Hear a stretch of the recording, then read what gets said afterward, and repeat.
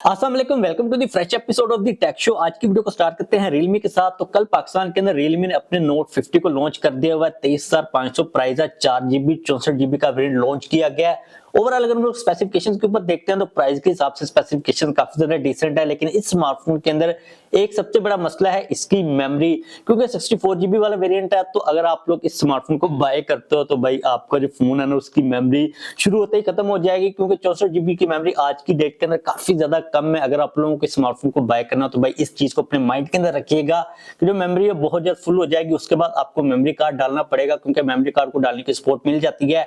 और जब आप लोग मेमोरी कार्ड को डालोगे तो आपका जो फोन है वो बहुत जल्द स्लो हो जाएगा, क्योंकि eMMC की स्टोरेज है क्योंकि इतनी ज्यादा फास्ट नहीं होती। आप लोग फोन के ऊपर जब लोड डालोगे, जो मेमोरी कार्ड यूज करोगे जाहिर से वो सस्ते वाला ही होगा, उसकी मेमोरी इतना फास्ट नहीं होगी। तो आप लोगों को ये चीज मैं रिकमेंड करूंगा कि आपने आज की डेट के अंदर कोई भी स्मार्टफोन किसी भी बजट कैटेगरी के अंदर 64GB वाला स्मार्टफोन बाय नहीं करना, क्योंकि भाई उसकी मेमोरी अगर आप लोग कुछ भी ना करो सॉफ्टवेयर की अपडेट आने के बाद फुल हो जाती है।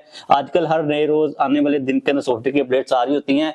बहुत जल्द Xiaomi पाकिस्तान के अंदर Redmi A3 को लॉन्च करने वाला, उसके अंदर आई थिंक 128GB वाला वेरिएंट होगा, उसकी भी प्राइस 23-24,000 के अराउंड ही कहीं पर होगी। तो आप लोगों ने 128GB से कम कोई भी स्मार्टफोन बाय नहीं करना। इसके अलावा स्मार्टफोन की जो बाकी स्पेसिफिकेशन है वो प्राइस के हिसाब से ठीक है। 90Hz वाला IPS LCD 720p डिस्प्ले मिल जाता है, फ्रंट के ऊपर 5 मेगापिक्सल का सेल्फी कैमरा है, यूनिसोका T612 का प्रोसेसर मिलता है जो कि आपको बेसिक टाइप जो परफॉर्मेंस है वो प्रोवाइड कर देगा। 5000 mAh की बैटरी है, कोई फास्ट चार्जिंग वगैरह नहीं है। तो आप लोगों ने इन सारी चीजों को अपने माइंड के अंदर रख लेना है। इसके बाद अगर हम मूव करते हैं नेक्स्ट अपडेट के ऊपर जो कि है एप्पल के बारे में, तो भाई एप्पल ने अपनी डेडिकेटेड स्पोर्ट्स ऐप को लॉन्च कर दिया हुआ है। मतलब इस ऐप के अंदर आप लोगों को पूरी दुनिया के अंदर जितने भी स्पोर्ट्स चल रहे होंगे उनके लाइव स्कोर्स मिलेंगे, जो स्टैट्स वो एप्पल प्रोवाइड करेगा।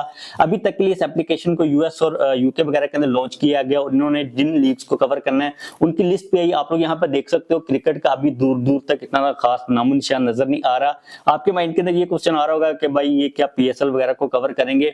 तो देखिए पाकिस्तान के अंदर या फिर एशियन रीजन के अंदर क्रिकेट ही चलती है, जो फुटबॉल वॉलीबॉल वगैरह ये तो चलती नहीं है। तो ऐसी बात है कि एप्पल इस एप्लीकेशन के अंदर क्रिकेट को भी इंटीग्रेट करेगा। और अगर हम लोग क्रिकेट की बात करते हैं तो PSL जो है ना वो अच्छी स्टैंडिंग के ऊपर है। उम्मीद तो है कि एप्पल वाले इस एप्लीकेशन के अंदर आपको लाइव स्कोर्स बताएंगे। मैं इस एप्लीकेशन को लेकर इसलिए एक्साइटेड हूं क्योंकि एप्पल की ऑफिशियल एप्लीकेशन है, तो इसके अंदर हमें जो स्कोर्स मिलेंगे, जो रिप्रेजेंटेशन मिलेगी, जो ग्राफिक्स होंगे, जो स्टैट्स होंगे वो काफी ज्यादा वेल प्रेजेंटेड होंगे। तो आप लोग उम्मीद कर सकते हो कि बहुत जल्द ये एप्लीकेशन पाकिस्तान के अंदर भी आ जाएगी। आएगी तो सही पाकिस्तान के अंदर, लेकिन PSL को या फिर क्रिकेट को कब इसके अंदर इंटीग्रेट किया जाता है वो बात की बात है। लेकिन भाई 2 बिलियन के करीब लोग तो क्रिकेट को फॉलो करते हैं, तो एप्पल के लिए काफी बड़ी मार्केट है। एप्पल को क्रिकेट को इंटीग्रेट करना ही पड़ेगा फॉर श्योर। इसके बाद नेक्स्ट अपडेट काफी ज्यादा इंटरेस्टिंग है। अभी एक रिपोर्ट आ चुकी है जिसके अंदर ये चीज बताई गई है कि 2023 के अंदर कौन कौन से स्मार्टफोन्स हैं जो कि टॉप 10 टॉप सेलिंग लिस्ट के अंदर रहे हैं। इस लिस्ट के अंदर जो 7 स्मार्टफोन्स हैं वो एप्पल के हैं, जबकि 3 सैमसंग के हैं। बाकी जो कंपनीज है ना भाई वो दूर दूर तक नजर नहीं आ रही। अगर हम बात करते हैं टॉप सेलिंग स्मार्टफोन की जो कि iPhone 14, इस स्मार्टफोन को 2023 के अंदर सबसे ज्यादा बाय किया गया पूरी दुनिया के अंदर। उसकी रीजन काफी सिंपल सी है कि इसके अंदर काफी ज्यादा बड़ी बैटरी मिलती है और ये एप्पल का फोन है और एक नया फोन था। डिस्प्ले काफी ज्यादा इसका मतलब अच्छा था, एप्पल ने काफी ज्यादा इंप्रूवमेंट्स भी की थी। तो दूसरे नंबर के ऊपर आता है iPhone 14 Pro Max। Again Pro Max वाले जो वेरिएंट्स होते हैं वो काफी ज्यादा सेल आउट हो रहे होते हैं। तीसरे नंबर के ऊपर आता है iPhone 14 जो Pro सिंपल वाला है। चौथे नंबर के ऊपर iPhone 13, पांचवें के ऊपर 15 Pro Max, छठे के ऊपर 15 Pro, सातवें के ऊपर iPhone 15 सिंपल और फिर आती है सैमसंग की बारी। आठवें नंबर के ऊपर आता है सैमसंग का Galaxy A14 5G, नवे के ऊपर आता है A04e और 10वें के ऊपर आता है A14 4G। अब यहाँ पर आप लोग इस चीज को टोटली तौर पर अंडरस्टैंड कर सकते हो कि भाई एप्पल का तो नाम है, पूरी दुनिया के आईफोन चल रहे होते हैं, उनकी मार्केट ग्रो ही करिए। लेकिन जो सैमसंग के A सीरीज के फोन होते हैं वो हमेशा जब भी कोई लिस्ट आती है टॉप सेलिंग स्मार्टफोन्स की किसी भी साल के अंदर, तो सैमसंग के A सीरीज के फोन डेफिनेटली होते ही होते हैं। और इस चीज से हम लोग आइडिया लगा सकते हैं कि लोगों को A सीरीज के फोन काफी ज्यादा पसंद आते हैं। पिछले कुछ एक वर्जन के अंदर थोड़े से महंगे हो गए थे, लेकिन अगर आप लोग लॉन्ग टर्म के अंदर बात करते हो बेसिक कैटेगरी के अंदर, अगर आप लोगों को कंसिस्टेंट कोई एफिशिएंट टाइप की परफॉर्मेंस चाहिए होती है तो सैमसंग के A सीरीज के फोन प्रोवाइड कर रहे होते हैं। अब सैमसंग ने सॉफ्टवेयर के अपडेट्स को भी काफी ज्यादा इंप्रूव कर लिया हुआ है। ओवरऑल भी UI का एक्सपीरियंस होता है वो काफी ज्यादा अच्छा होता है, फैमिली फ्रेंडली टाइप के फोन होते हैं, इतनी ज्यादा अजीब किस्म की एड्स नहीं आ रही होती, तो सैमसंग के जो एसीज के फोन है वो डेफिनेटली लोगों को पसंद आते हैं, इसलिए वो इस लिस्ट के अंदर भी शामिल होते हैं। इसके बाद जो नेक्स्ट अपडेट है ना, ये काफी एक सीरियस टाइप की अपडेट है। अभी रिसेंटली गूगल और फेसबुक ने पाकिस्तान के अंदर जो टैक्सेस चल रहे हैं उनको लेकर कंसर्न शो करवाए। उन्होंने ये कहा कि पाकिस्तान के अंदर जो टैक्सेस लगते हैं ना, उनका मुल्क को फायदा होने के बजाय उल्टा नुकसान होगा, क्योंकि ग्लोबली अगर हम लोग देखते हैं जितने भी कंट्रीज के अंदर टैक्सेस लगे हुए हैं उनके कंपैरेटिवली पाकिस्तान की भाई अपनी ही डायरेक्शन चल रही है।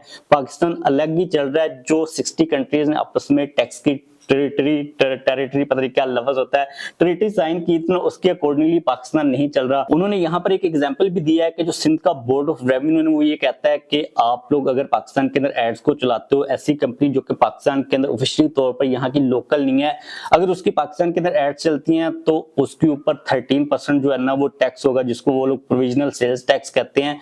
लेकिन वो बात है यहाँ पर खत्म नहीं होती, ये चीज भी होती है कि अगर आप लोग उस एड की पेमेंट करते हो क्रेडिट कार्ड के साथ, उसके ऊपर एक्स्ट्रा 16% का प्रोविजनल सेल्स टैक्स लग जाता है। मतलब कि एक तो सिंध बोर्ड ऑफ रेवेन्यू ने 13% का टैक्स लगा दिया हुआ है, उसके बाद अगर आप लोगों ने क्रेडिट कार्ड के थ्रू पेमेंट करनी है तो उसके ऊपर 16% का एक्स्ट्रा टैक्स लग जाएगा। इन्हीं सारी रीजन की वजह से गूगल और फेसबुक वाले कह रहे हैं कि भाई आपकी जो टैक्स की पॉलिसीज हैं, जो डेफिनेशंस हैं, जो आपने ट्रीटी वगैरह साइन की है वो दूसरे कंट्री के साथ मिल नहीं रही, आपको ये सिस्टम ठीक करना पड़ेगा, अदरवाइज आपके कंट्री का ही नुकसान होगा, क्योंकि उन लोगों के तो बिजनेसेस चल रहे हैं वो भाई यहाँ से छोड़कर जा भी सकते हैं। और इन्हीं सारी रीजन की वजह से पाकिस्तान के अंदर अभी तक पेपाल नहीं आया, क्योंकि हमें ये लगता है कि भाई अगला बंदा ही गलत है, हम लोग अपने आप को देखते नहीं है। तो पाकिस्तान के अंदर जो फाइनेंस का पूरा सिस्टम है, जो टैक्स वगैरह के पूरे सिस्टम चल रहे होते हैं वो ठीक नहीं है, क्योंकि हमारे पास कोई इतना सोर्स ऑफ अर्निंग तो है नहीं, तो हम लोग ऐसी एक्स्ट्रा टैक्सेस जिनकी कोई तुक बन नहीं होती वो लगा रहे होते हैं। आप लोगों के साथ पीटीए के टैक्स की पूरी एग्जांपल सामने है, तो आप लोग उसको भी देख सकते हो। यहाँ पर आप लोग इस चीज को इस तरह भी इजीली अंडरस्टैंड कर सकते हो कि अगर पाकिस्तान के अंदर पीटीए का टैक्स 70 से 60 हजार मैक्सिमम होता तो बंदा सोच भी सकता था, बंदा कोशिश करके पे भी कर सकता था। लेकिन इन लोगों ने इतना ज्यादा टैक्स कर दिया, 1,60,000 के बंदे की सोच के अंदर भी नहीं ये चीज आती, कोई सेंस नहीं बनती कि बंदा टैक्स पे करे। बंदा कहता है मैं 30-40 हजार वाला कोई नॉर्मल फोन रख लेता हूँ। अगर यही टैक्स 60 से 70 हजार होता तो बंदा सोच सकता था कि यार मैंने 30-35-40 हजार का फोन भी तो लेना है, 20-35 हजार ऊपर डालकर मैं टैक्स को ही पे कर देता हूँ। यही सेम सिनेरियो जो कि पाकिस्तान के अंदर ओवरऑल टैक्स के सिस्टम को लेकर चल रहा है। बंदा सोचता है कि भाई मैंने टैक्स पे करना ही नहीं है, उसकी कोई सेंस बन ही नहीं रही होती। तो ये चीज डेफिनेटली गवर्नमेंट को इंप्रूव करने की जरूरत है। ये अगर पाकिस्तान के अंदर अच्छे तरीके के साथ सस्टेनेबल बिजनेस को रन करना है किसी भी कंपनी ने। इसके बाद जो नेक्स्ट अपडेट है वो है पीटीए के बारे में। तो भाई अगर आप लोगों को पाकिस्तान के अंदर अब सिम को बाय करना ना, तो सिम को बाय करने का जो प्रोसेस है ना वो थोड़ा सा मजीद टफ कर दिया गया। आपको पता है कि पाकिस्तान के अंदर जो फेक सिम थे उनके स्कैम्स काफी ज्यादा बढ़ते जा रहे थे, पीटी वाले इसके रिलेटेड एक्शन भी ले रहे थे। अब इन लोगों ने जो एक्शन लिया ना वो काफी हद तक इस चीज को रिजोल्व करने के अंदर हेल्प करेगा। अब अगर आपको पाकिस्तान के अंदर पहली सिम बाय करनी है ना तो आपको वो मिल जाएगी, उसके बाद 8 घंटे के बाद वो एक्टिवेट भी हो जाएगी। लेकिन अगर आप लोगों को सेकंड सिम लेनी है ना तो आप लोगों को उसको एक्टिवेट करवाने के लिए 8 दिन का टाइम देना पड़ेगा। पीटीए वालों ने 8 दिन का टाइम लगा दिया हुआ है। पहली सिम आपकी 8 घंटों के अंदर एक्टिवेट होगी, जबकि जो दूसरी सिम होगी अगर आप लोग उसी दिन बाय कर लेते हो तो आपकी जो सिम होगी वो 8 दिनों के बाद ही एक्टिव होगी। क्योंकि पहले ये होता था कि एक दिन के अंदर लोग सिम लेते थे मल्टीपल, उनको एक्टिवेट करवाते थे, उनके साथ स्कैम्स करते थे, फेक थंब इंप्रेशंस का भी काफी ज्यादा स्कैम चल रहा था। तो अब ये वाला सिस्टम इंप्लीमेंट कर दिया गया है। यार भाई पता नहीं कौन सी खुशी में पटाखे चला रहे हैं। इसके अलावा अगर आप लोगों की सिम गुम वगैरह हो जाती है, आप लोगों ने डुप्लीकेट लेनी है, तो वो वाली जो सिम होगी आपकी 8 घंटों के अंदर ही एक्टिवेट हो जाएगी। वहां पर इस किस्म का कोई भी सीन नहीं होगा। ओवरऑल काफी एक अच्छा एक्शन है, क्योंकि लोगों को इतनी ज्यादा इमरजेंसी बेस के ऊपर कोई दूसरी तीसरी सिम चाहिए नहीं होती। तो ये वाला सिस्टम काफी ज्यादा डेफिनेटली इस पूरे नेटवर्क को तोड़ने के अंदर हेल्प करेगा, जो कि फेक सिम्स वगैरह के ऊपर स्कैम्स कर रहे होते हैं। तो काफी एक अच्छा इनिशिएटिव है। इस वीडियो को खत्म करते हैं, जाने से पहले अगर आप लोगों का कोई क्वेश्चन हो तो पूछ लीजिएगा, वीडियो को लाइक कर दीजिएगा। अगर आप लोगों ने चैनल को सब्सक्राइब नहीं किया हो तो चैनल को भी सब्सक्राइब कर लीजिएगा।